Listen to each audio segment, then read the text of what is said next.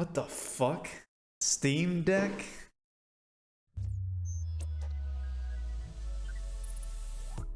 I'm Bo Moore with IGN, and this is the Steam Deck. Holy Valve's shit, brand it's new massive. gaming PC. I'm here at Valve, where I've spent the last few days going hands-on with the Steam Deck, This as well shit as is chatting with the people who made it. massive. We've got a lot to cover, so let's dive right in. Oh, what the fuck? When I first saw the Steam Deck, I was a bit thrown off by its control layout.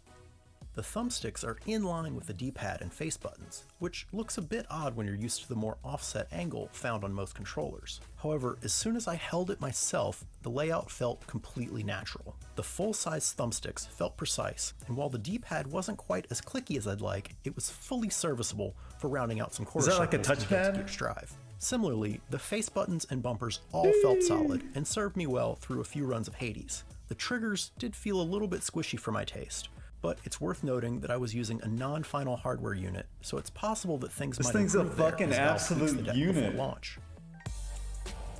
On the There's backside are back 4 buttons? rear buttons, a welcome feature for anyone who's grown accustomed to using Pro-style controllers like the Xbox Elite.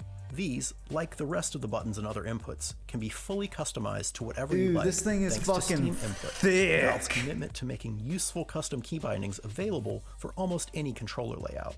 Underneath the thumbsticks are one of the deck's standout features: 2 precision trackpads, Oh, which yeah, give you so it access is to like a mouse controls touchpad. for games that don't play well with a controller.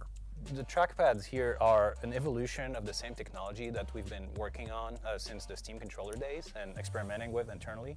Dude, We this also guy have looks like he seen spends some all of his our days trackpad in, work as part of in the his Index office controller, for trying to example. figure out how to make They this can be fucking used for thing. many different things. We have a keyboard that lets you do dual thumb typing. In-game, you can map them to areas of the screen for the mouse cursor to jump there and be kind of a one-to-one. True, region, it makes the type Switch look input. like a Game Boy. You can create on-screen menus that pop up on top of the game and have many customizable like macro buttons or keyboard keys. And you can just use it for mouse input, where it's really powerful and reliable for the people that are comfortable with that sort of input. Both the thumbsticks and the trackpads are also capacitive, which means they can tell when your finger is on them. Combined with the internal gyro sensor, it gives you Is it a gyro really sensor? precise Oh level my of God. control that, after a brief adjustment period, is honestly not far off from using a regular mouse. Finally, the 7-inch screen is touch-enabled as well, giving you yet another option for controlling your games.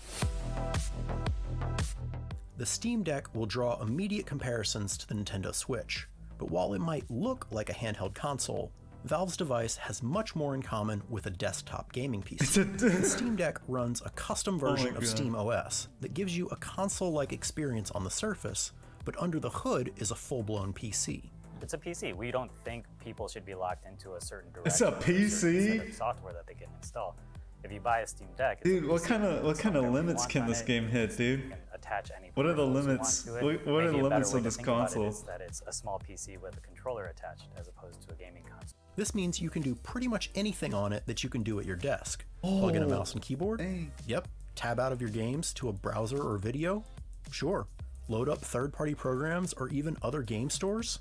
No problem. You can What? even wipe SteamOS entirely and install a fresh version of Windows if you want. But I will say the default SteamOS is smooth and efficient at getting you into your games, so I would imagine most people won't want or need to go that far. The point is, you can if you want to. Importantly, this also means that all of Steam's features, like cloud saves, are fully functional here. You can start playing a game on your desktop PC. You can play Death save and Stranding on quit, this? That's then kinda load lit. up and continue playing Even though portably the on game your is- Steam Deck, with all of your progress, key bindings, and mods fully intact. You can also suspend games indefinitely on the deck itself, similar to how the Switch works, though you can't have multiple games suspended at once, like with Quick Resume on the Xbox Series X. Valve also told me that they're looking into ways to cloud sync suspended games between desktop and deck, meaning you could potentially hop between platforms without needing to save and quit. But that functionality wasn't in place yet during my time with the device. Right. While the Steam Deck is obviously designed for portable gaming, it's also fully functional as a desktop PC. Using a USB-C dock, you can connect it to a monitor, mouse and keyboard, Ethernet, fuck and a- whatever fuck other a peripherals PC. you Why want. not just get the Valve is developing an Steam official Deck? docking station, which will be sold separately, but a standard USB-C dock will work just as well. In desktop mode, Steam Deck honestly just feels like a PC. That's the OS is crazy, Linux-based, actually. but What the it feels fuck? largely familiar to Windows and is capable of running both Windows and Linux games. I played a bit of Factorio and Death Stranding with mouse and keyboard on a 32-inch monitor, and if it weren't for the deck sitting docked next to me on the desk, I would have honestly just forgotten that it wasn't running off of a traditional desktop PC. Yeah, what are the internals? Of course, a PC gaming device isn't worth much if it can't play games well. But worry not, in the power department, the Steam Deck is no slouch. We've been partnering pretty closely with AMD on bringing up next generation APU and developing the mainboard and the software solution around it. It has like 4 cores of Zen 2 architecture CPUs with SMT enabled, so up to 8 threads. And the GPU is based on the very latest AMD RDNA 2 architecture, which supports all the latest features like ray tracing and variable ray shading. The total APU combined power is about 2 teraflop, which should let people play the games that they have in their library without issues at 7. Yes, I definitely know what he's talking. Lots of horsepower to that effect.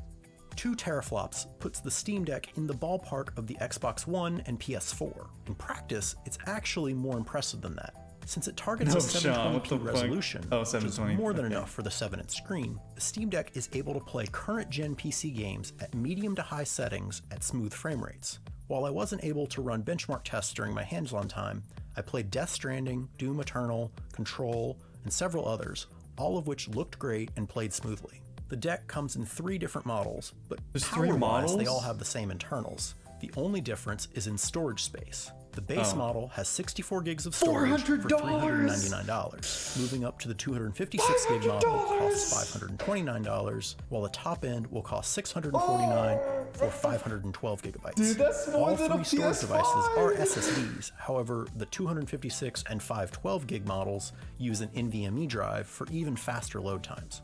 And while the internal storage itself can't be upgraded, there's an SD card slot to expand your storage even further, which games can be installed onto and played directly off of.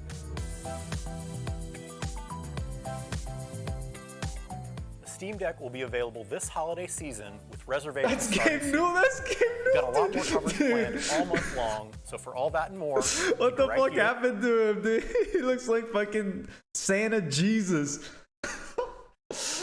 Oh my god. Hold on. Oh. Who is this man? Price points are Who is this man? Oh, it's the same guy. It's the same guy. Who is this man? $399, $529, and $649. And the only difference between those is the amount of storage and the speed of the storage. So for us, it's really, how does the press react? You know, what are they saying about it? What are they saying about it a year later? Right? This is what the... Is it on here? Oh yeah, it's straight up on here. December 2021. That's crazy. This is what the Nintendo Switch Pro should have been like. Instead, they're doing something with the fucking OLED screen, and that's it. Fucking missed opportunity.